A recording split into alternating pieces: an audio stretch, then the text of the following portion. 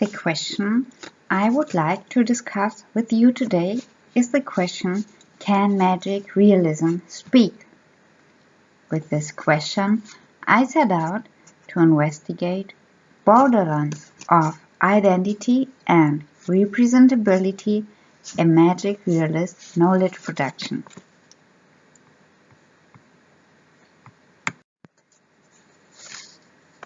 So, what is the background, setting, and relevance of this question? The question, can magic realism speak, is an intertextual reference to a famous essay written by the Indian scholar Gayatri Spivak in 1988. In this essay, which bore the title Can the Subaltern Speak?, Gayatri Spivak came to the conclusion the subaltern cannot speak. What are the implications of her conclusion for post-colonial studies today?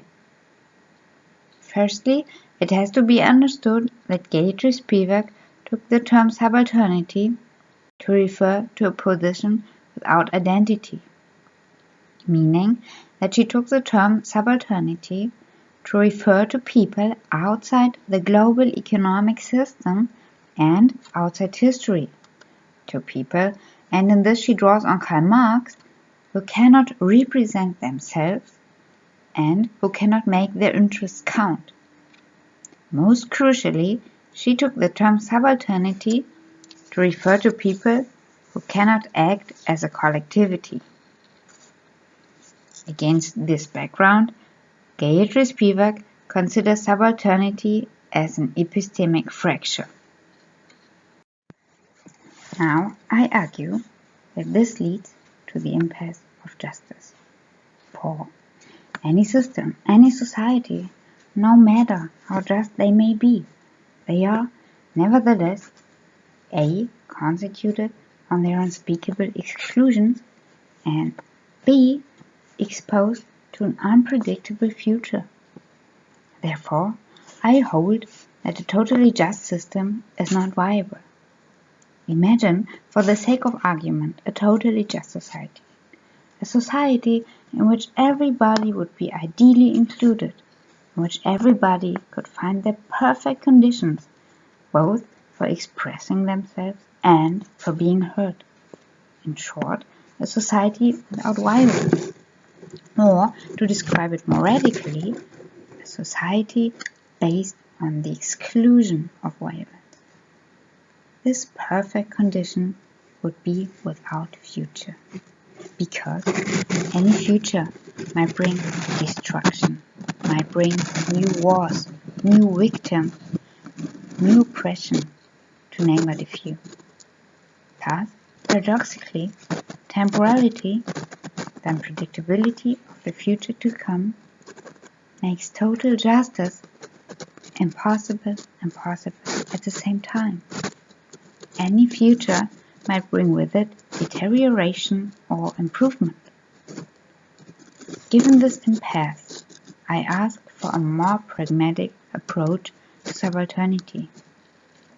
Seeing subalternity as an epistemic fracture constitutes, beyond that, a crucial theoretical insight, but also a dead end. Therefore, in my research, I set out to deconstruct the question, can the subaltern speak? By deconstruction, I draw on Derrida's ideas of challenge and displacement. That is, I do not want to do away with the question, but to supplement it. Consequently, for me to deconstruct the question, can the subaltern speak, means A. to challenge and displace the question's binary logic of non-contradiction, the assumption that there are only two mutually exclusive possibilities, either speaking or non-speaking, either subaltern or non-subaltern. And to deconstruct the question, can a subaltern speak, means for me, B. to challenge and displace the question's strategic essentialism, its tacit naturalization and generalization of speaking and subalternity.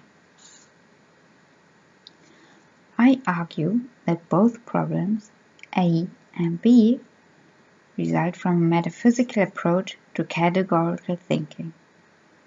Thinking that subscribes to unambiguous demarcation lines of inclusion and exclusion. This is why I suggest supplementing these unambiguous demarcation lines of inclusion and exclusion by categoristic thresholds of transformation. In my definition of terms, I draw on the one hand on Quintilian, who defined categories as the practice of adopting the nearest available sign to describe something for which no actual term exists. And I draw on the other hand on Walter Benjamin, who wrote about thresholds.